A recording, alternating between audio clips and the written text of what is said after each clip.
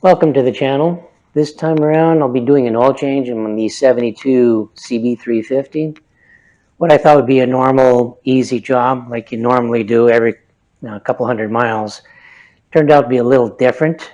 I'll just zoom in on the oil filter area. And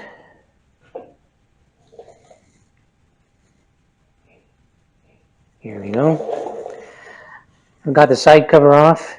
And when it came time to pulling off the oil filter, I discovered that the circlip was broken. The end is off. It was a bit of a pain to get off, but I got off anyway. And okay, no big deal. I thought I would get a new one. So I went searching for a new one. I just pulled off the filter cover here. So I went search for a new one on the internet, and turns out that these things are actually obsolete. And there's all sorts of blogs about these things being broken all the time. And over the course of 52 years in this case, taking it on, putting it on, taking it off, and so on and so forth, eventually something would break. This is a very light duty snap ring, very thin. So the regular ones don't fit. They're too thick. They won't fit in the groove because the groove is very thin as well. And I've got three scenarios I can probably fix this. First, I did source another light-duty O-ring. I did source a light-duty snap ring, but it's a different style. It just has grooves. Doesn't have the two holes. So I'll try that. The second scenario would be to get a regular 45 millimeter snap ring and try to plane it down or surface grind it down. And then the third scenario would be to use a standard 45 millimeter snap ring, machining the groove to accept the wider ring, and cut back on the cover, whatever millimeters are that's required to do it, make it fit again, because it won't fit. It'll be just too. It's a very tight, of course, being Honda is a very accurate fit, so I have to do some heavy duty machining there. And I'd have to build a jig for the cover because my lathe cannot handle this depth. So I'll have to build something to go over top and then connect to the lathe somehow. Anyway, those are the three ways I can think of doing it. There's no such thing. Well, I guess you can get new old stock filter assemblies that may have a good snap ring. Who knows? But they're still the same age, so they're bound to, if you get another one, they're bound to break off anyway. So I'm going to try to find a more permanent solution. On the CB350s, normally you don't take the side cover off, do an oil change, and do the filter. The CB360, apparently there's no cover here. So I don't normally take this cover off to do the oil change, but since a piece of metal went down in there, I'll be taking it off anyway and just giving a thorough cleaning. I did find some metal on the drain plugs, so I want to make sure everything's cleaned out before I run the engine again. So it's not bad practice anyway. I've got a kit coming, and I think it comes with the gasket, and that should help a lot. So, well, if not, then I'll have to order the gasket separately, but I'll see what happens when the kit comes in. So let's see what's inside the engine. Hopefully there's not too much damage. It's a small piece, but still. Gears don't like having metallic pieces in between them when it's running. So let's see what happens, and we'll continue from there. All the parts came in. This is the original snap ring from the removed cover. So it has the broken ear. With 50 plus years under its belt, it's very likely that the other end will end up in the engine again. So I'm not going to use it. It would only be in an emergency I would use it. There's a little bit of signs of wear on this. Not too bad though. I could go with a regular snap ring and get off the internet for very low dollars, but they're thicker. And I would need to machine the cap and the actual filter part itself, the spinner, to make that work. So that would require a lot of machining. The other option I found on the internet was this external snap ring. It's really close in dimensions. I'll take some measurements in a little bit here. It's thin. It'll fit in the groove just perfect. But it has the internal groove for an external application. What I'll do is just machine the outside here to give me an external groove. So I can get in with a small screwdriver, O-ring pick, and pick it out later on. So this is the option I'm going to go. It's going to save me a lot of machining with this and the other part. And of course, once if I was to do that, then you end up, you get these things a dime a dozen with the regular thickness. So if it happens again, then I will opt with the machining part. I'll avoid that right now. So I'll just take a few measurements and show you what the differences are. This is actually a part made by Smalley. They make an internal one as well, but I can't find a vendor that will actually send them, sell them individually or in small packs. I think from what I can see, I'd have to buy a lot, something like, I think they probably sell them in batches of 250 from the factory. So I don't need 250 of these things. So I'm just going to get what I can get and do a little bit of minor modification here, and I think it'll be fine. Here's a comparison of the two snap rings, the original Honda, which is 48.031 millimeter, and the Smalley is 48.438 millimeter. There's some differences, but not too bad.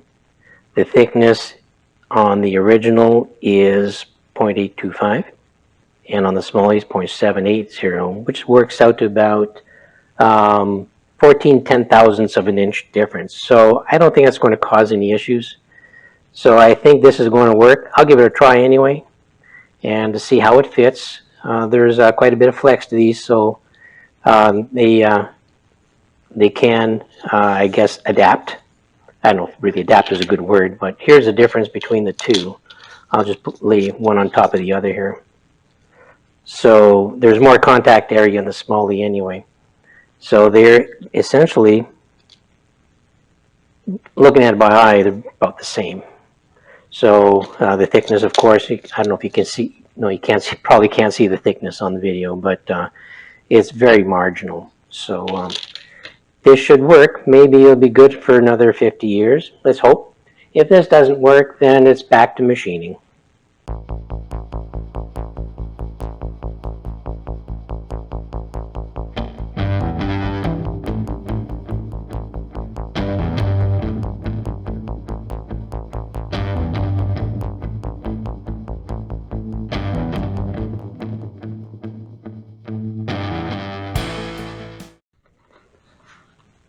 Here we go. Here's the external notch. We'll be able to get a little tool in there to pop it out later on. So I think this may just work just fine. The oil change kit came in. It actually does come with a side cover gasket. So what I'll do is I'll be pulling that off to do a complete cleanup down there in the base. So that'll be a real big plus.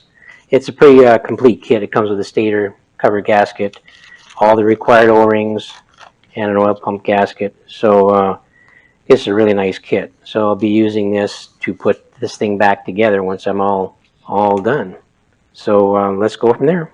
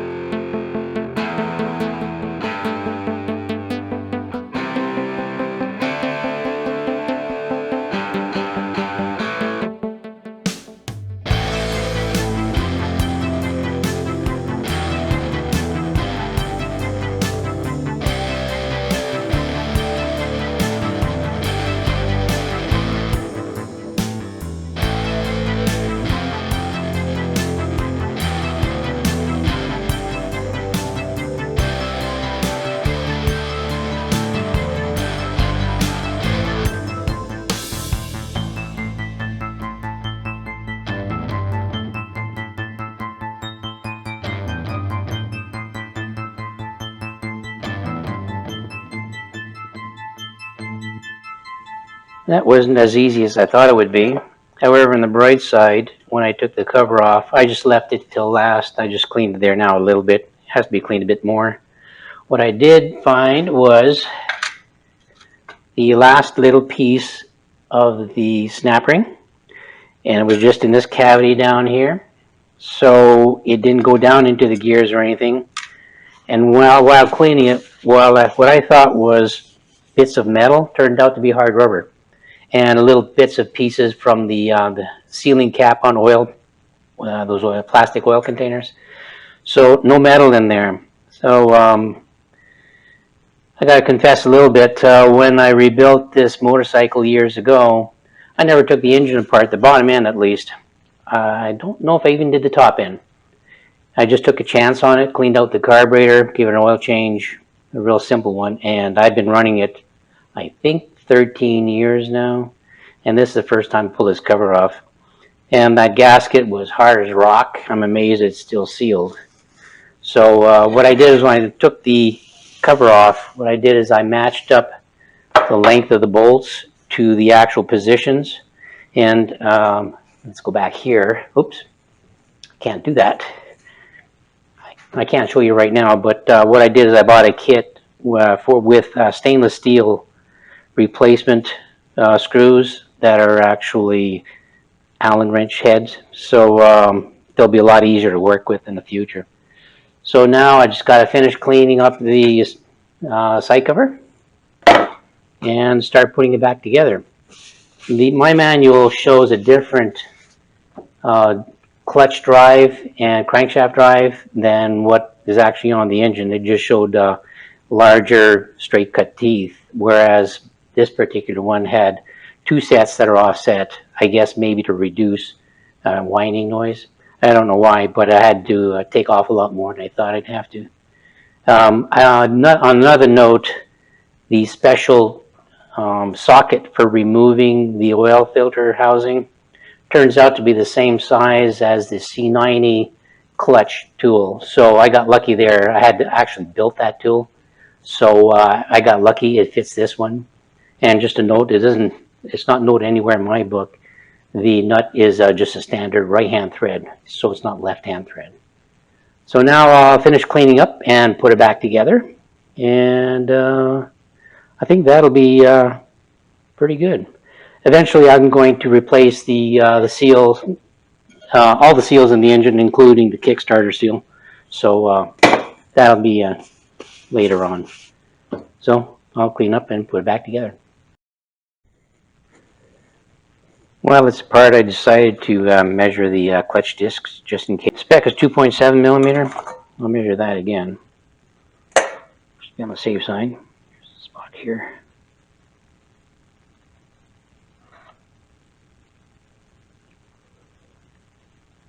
Uh, 2.6. Oh boy, 2.69, which is really close to spec. So this is just one disc. I'll measure a couple of these just to be sure. Same thing, 2.69. And I'll check the minimum wear.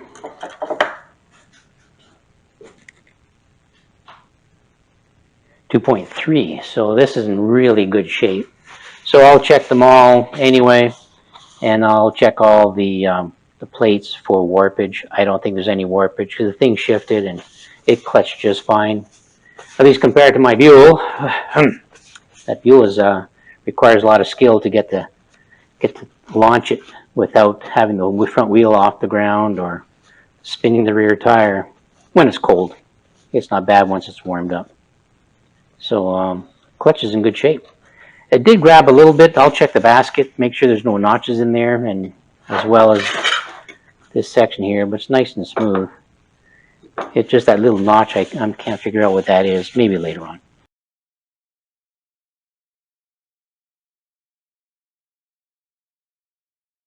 Anyway, that's it for the clutch. I'll put that together, then install it, and move on from there. And time to put it back together. I've got the inner gear in here in the crankshaft. And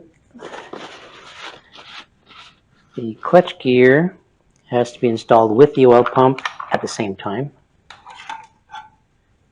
So it's a plunger type pump. We'll get this in here. Put the piston in. Here we go. Now it's like playing piano. You gotta put all this stuff in together.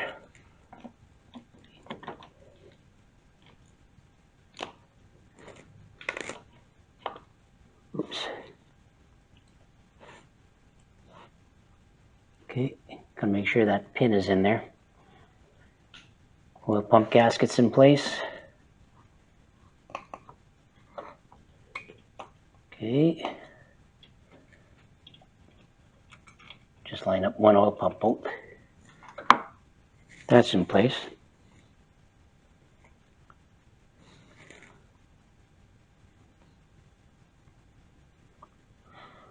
Now, the outer gear.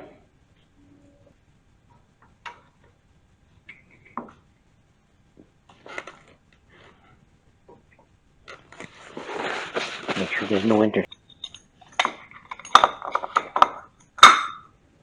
Yeah, may as well do that first.